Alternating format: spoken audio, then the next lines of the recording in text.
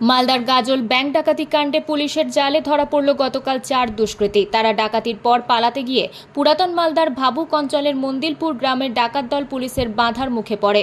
দুষ্কৃতীরা পুলিশকে লক্ষ্য করে গুলি চালায়। পাল্টা পুলিশ গুলি চালালে সেই গুলিতে 2 দুষ্কৃতী জখম হয়। ওই সময় 4 দুষ্কৃতী পুলিশের জালে ধরা পড়ে, যদিও বাকিরা পালাতে সক্ষম হয়। পুলিশ সূত্রে জানা গিয়েছে, দুষ্কৃতীরা পালানোর সময় একটি ব্যাগ ফেলে যায়।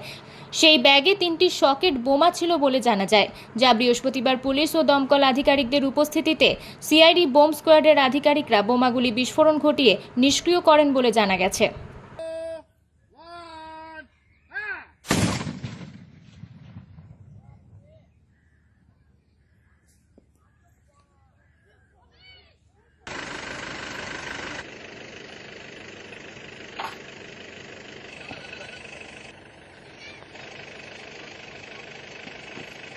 চোরের গাড়ি আসছিল, পিছনে পুলিশের গাড়ি ধাওয়া করছিল। যেখানে জিসিবি চলছিল, জিসিবির কাছে চোরের গাড়ি আর পালাইতে পারেনি। চোর ওখান থেকে নেমে পালাছিল।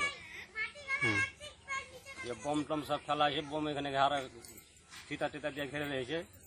এখন সব আমরা আতঙ্ক করতে পারছি। পুলিশ এসছে? পুলিশ আছে? পুলিশ এসছিল।